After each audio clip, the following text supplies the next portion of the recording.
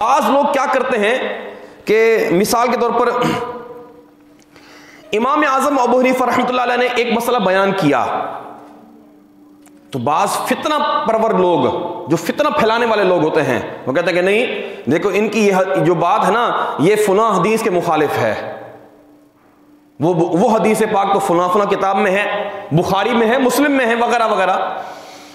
حالانکہ پہلی بات تو یہ ہے کہ امام اعظم ابو حنیفہ رحمۃ اللہ تعالی علیہ نے جو بھی مسائل بیان کیے ہیں وہ سب قرآن اور حدیث سے ہی اخذ کر کے بیان کیے ہیں۔ حدیث پاک کون سی کس طرح کی ہوتی ہے اور کس کا کیا حکم ہوتا ہے، میں تفصیل کے ساتھ تو بیان ظاہر باتیں کر نہیں سکتا، وقت اتنا نہیں ہے، لیکن یہ جو میں نے نام لکھے ہوئے ہیں ان کو دیکھ لیجئے۔ حدیث پاک کے درجات، سب سے جو بہترین اعلیٰ درجے کی حدیث ہوتی ہے وہ کہلاتی ہے صحیح لذاتہ، پھر اس کے بعد صحیح لغیرہ، پھر اس کے بعد حسن لذاتہ، اور پھر حسن لغیرہ، اور آخر میں ضعیف۔ حدیث کو قبول کرنے، حدیث پاک کے جو راوی ہیں، راوی سمجھتے ہیں جیسے یہ نقشہ بنا ہوا نا کہ نبی کریم علیہ السلام نے کچھ ارشاد فرمایا یا آپ نے کچھ کیا، کوئی فعل کیا، کوئی کام کیا وغیرہ، تو اس کو صحابی بیان کریں گے اور صحابی سے سن کر تابعی بیان کریں گے، تابعی سے سن کر تابعی بیان کریں گے، پھر اس سے آگے دیگر راوی، آگے بھی چلتی یہ جا سکتی ہے، روایت دیر تک جا سکتی ہے کہ میں نے یہ 5 واسطے بیان کیے ہیں، آگے بھی ہو سکتا ہے، زیادہ بھی واسطے ہو سکتے ہیں وغیرہ۔ اس کو کہتے ہیں سند، حدیث کے اندر اس کو کیا کہتے ہیں؟ سند۔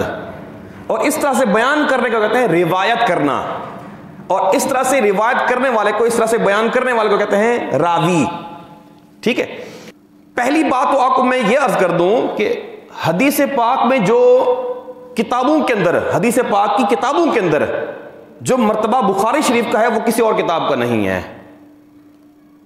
حتیٰ کہ اس کو اصح الکتب بعد کتاب اللہ پاک کی کتاب، قرآن پاک کے بعد سب سے صحیح ترین حدیث کی کتاب جس صحیح ترین کتاب کہا گیا ہے وہ بخاری شریف ہے۔ لیکن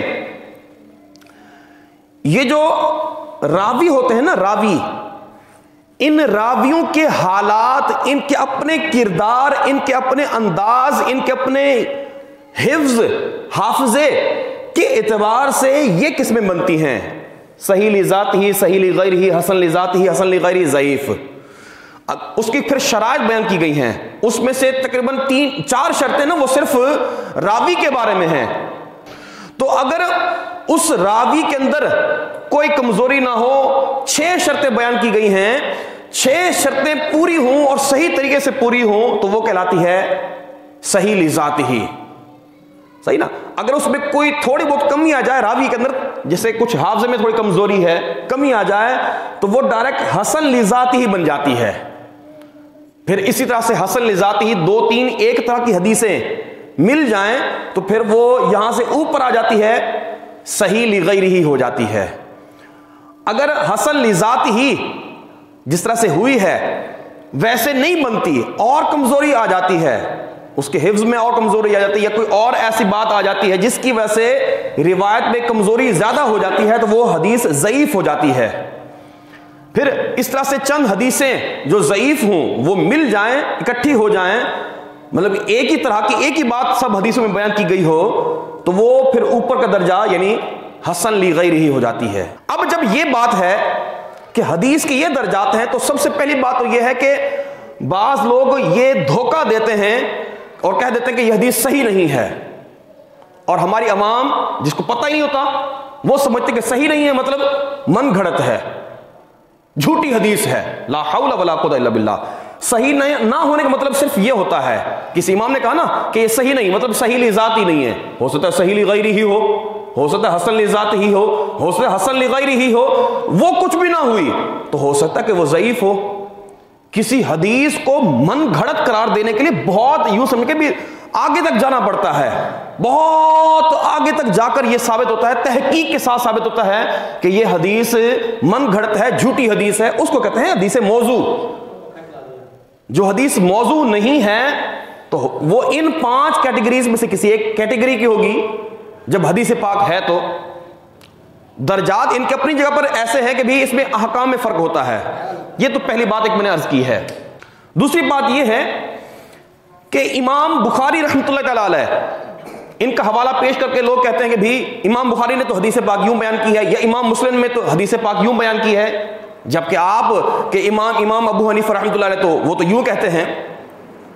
تو دیکھیے کہ امام اعظم ابو حنیفہ رحمۃ اللہ تعالی علیہ تابعی ہیں, صحابہ کرام سے انہوں نے ملاقات کی ہے, انہوں نے چند ایک حدیثیں صحابہ کرام سے لی, باقی دیگر حدیثیں جو بڑے تابعین تھے ان سے لی ہیں. یعنی کہ آپ کا درجہ یہ ہے, یا تو آپ نے اپنے سے اوپر والے درجے صحابی سے حدیثیں سنی ہیں, نہیں تو کم از کم اپنے درجے والوں سے سنی ہیں, اپنے سے اوپر والے سے سنی ہیں یا اپنے ہی درجے والے سے سنی ہیں. آپ تابعی ہیں تو یا تو اپنے اکثر حدیثیں آپ نے تابعین سے سنی ہیں, یا پھر بعض حدیثیں آپ نے صحابہ کرام سے بھی سنی ہیں. اب یہاں تک پہنچنے میں نبی کریم علیہ السلام نے ارشاد فرمایا, ان سے سنا کسی صحابی نے, انہوں نے آگے بیان کیا, ان سے سنا کسی تابعی نے, ان سے آگے سنا امام اعظم ابو حنیفہ, آپ بھی تابعی ہیں, ہم اسی کو لے لیتے ہیں کہ آپ بھی تابعی, آپ نے تابعی سے سنا ہے. تو تابعی سے سنے ایک, پھر اس سے اوپر وہ سنے صحابی سے دو, کتنے واسطے ہو گئے؟ دو واسطے ہو گئے. دو واسطے یہ تابعی تک پہنچنے میں ہیں, کہ امام اعظم ابو حنیفہ تک حدیث پہنچنے میں دو واسطے ہیں.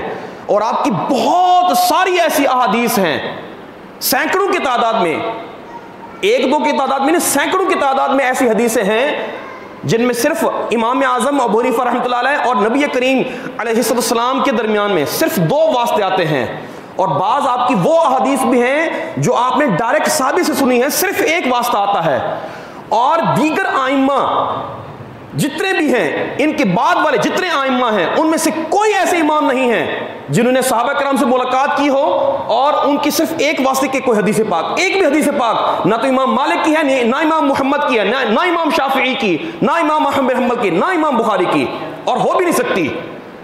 حدیث کے اماموں میں صرف امام اعظم ابو حنیفہ وہ واحد ہستی ہیں کہ جنہوں نے صرف ایک واسطے سے حدیث پاک بیان کی ہے. تو امام اعظم ابو حنیفہ رحمۃ اللہ علیہ تک صرف پہنچنے میں ایک واسطہ یا دو واسطے یا تین واسطے لگا لیں, آپ زیادہ ہی کر لیں, تین واسطے آپ لگا لیں.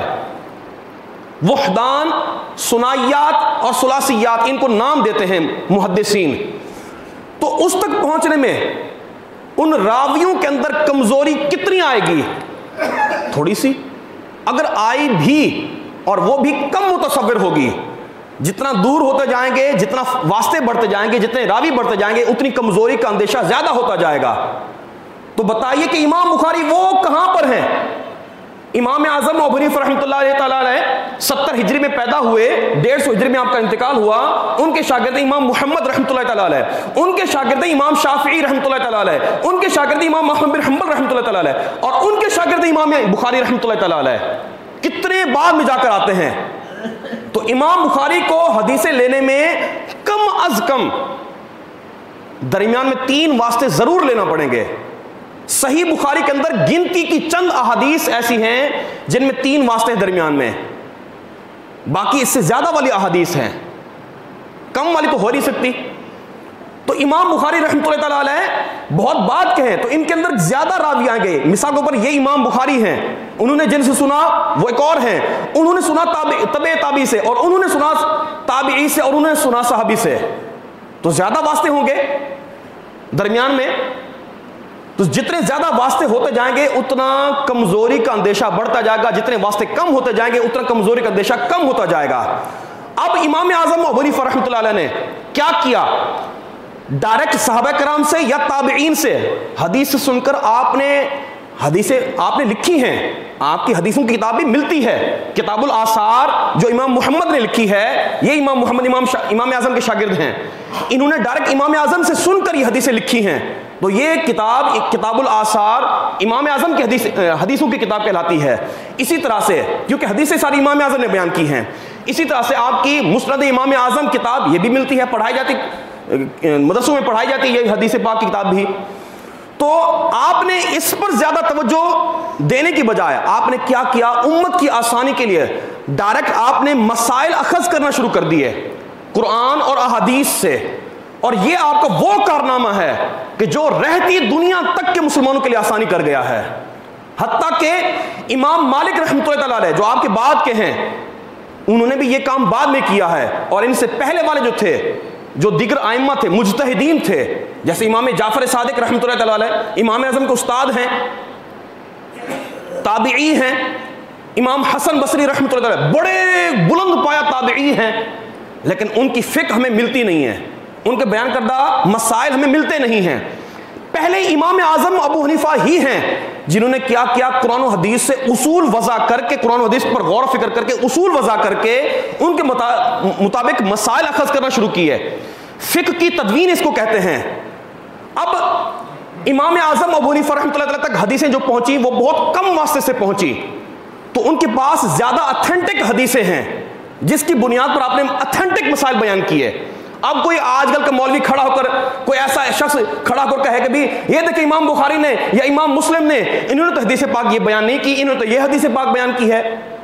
حالانکہ ان تک پہنچتے پہنچتے حدیثوں میں کئی زیادہ واسطے آ گئے, جس کی وجہ سے انہی حدیثوں میں جو امام اعظم نے بیان کی, انہی حدیثوں میں امام بخاری تک پہنچتے پہنچتے کمزوری آ گئی, آپ نے چھوڑ دیا.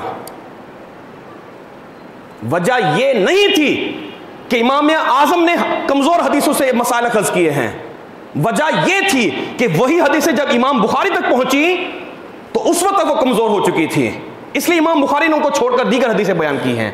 آج اچھا بالخصوص آج کل کے, اور وہ بھی کون لوگ کہ جو خود علم سے نابلد ہیں, جنہوں نے خود پڑھائی نہیں ہے. بھئی ڈاکٹر بن گئے, پائلٹ بن گئے, انجینئر بن گئے, آپ دیگر چیزوں میں شعبے میں آپ نے ڈگری حاصل کر لی, اس میں ڈگری حاصل کر کے آپ وہ کہلا رہے ہیں, آپ ڈاکٹر کہلا رہے ہیں, انجینئر کہلا رہے ہیں, پائلٹ کہلا وغیرہ وغیرہ, کوئی بھی آپ چیز کہلا رہے ہیں. اس کہلانے کے لیے آپ کو ڈگری کی ضرورت ہے. عالم دین ہونے کے لیے آپ نے ڈگری حاصل نہیں کی اور کہتے ہیں کہ کوئی ضرورت نہیں ہے. اور پھر وہ لوگ بیٹھ کر ٹی وی پر یا وہ لوگ بیٹھ کر یوٹیوب پر اور کہتے ہیں کہ امام اعظم نے یوں غلط کہا ہے, یوں غلط کیا ہے, یوں غلط کیا ہے, جن کو ان چیزوں کو پتہ ہی نہیں ہے. یہ سراسر فتنہ ہے, اس دور کا بڑا فتنہ ہے. امام اعظم ابو حنیفہ رحمۃ اللہ تعالیٰ تابعی ہیں جن کے بارے میں صحیح مسلم کی حدیث پاک ہے کہ نبی کریم علیہ السلام نے, چونکہ آپ فارسی تھے, آپ کے والد صاحب فارسی تھے, عربی نہیں تھے, امام اعظم کے والد صاحب, تو نبی کریم علیہ السلام نے حضرت سلمان فارسی صحابی رسول رضی اللہ عنہ ان کا ہاتھ پکڑا اور آپ نے فرمایا کہ یہ سلمان فارسی اس قوم میں سے ہیں کہ اسی قوم کے کچھ افراد ایسے ہوں گے کہ اگر علم یا دین کا علم ثریا ستارے پر بھی ہوگا, انہی قوم کے افراد وہاں سے بھی وہ علم لے کر آئیں گے. اور کثیر محدثین نے یہی بیان کیا ہے کہ اس حدیث پاک میں جن کے بارے میں کہا گیا ہے وہ امام اعظم ابو حنیفہ ہیں. دوسری بات, جن کے کتابیں پڑھ کر لوگ امام اعظم پر تنقید کرتے ہیں وہ امام بخاری یا امام مسلم ہیں, امام ابو داود ہیں, امام ترمذی ہیں, امام نسائی ہیں, امام ابن ماجہ ہیں, صحاح ستہ کی جو حدیث کی کتابیں ہیں یہ ہیں. تو پہلی بات ہو کہ امام مسلم, امام بخاری اور امام ابو داود یہ تینوں ہی امام احمد بن حنبل کے شاگرد ہیں. اور امام احمد بن حنبل کون ہیں؟ وہ امام شافعی کے شاگرد ہیں. اور امام شافعی امام محمد کے شاگرد اور امام محمد امام اعظم کے شاگرد ہیں. یعنی کہ یوں سمجھیے کہ امام بخاری کے دادا استاد ہوئے امام شافعی اور امام شافعی کے دادا استاد ہوئے امام اعظم. امام بخاری نے اپنے دادا کے دادا استاد کو دیکھتے ہوئے, مطلب کہ اپنے دادا استاد امام شافعی کی تقلید بھی کی اور انہی کے شاگرد سے اپنے علم دین بھی حاصل کیا, امام احمد بن حنبل سے. ان کو تو کوئی اعتراض نہیں ہوا. یہ ساری باتیں بیان کرنے کا مقصد خلاصہ یہ ہے کہ امام اعظم ابو حنیفہ رحمۃ اللہ علیہ اتنی بڑی ہستی ہیں کہ ان پر اعتراض کرنے والا ایسا ہی ہے جیسے سورج کی طرف تھوکنے والا. جو سورج کی طرف تھوکے گا سورج پر کوئی اثر نہیں پڑے گا, تھوک اپنے اوپر آئے گا. تو ہم ان میں سے نہ بنیں, ہم ان لوگوں کے پیچھے نہ چلیں.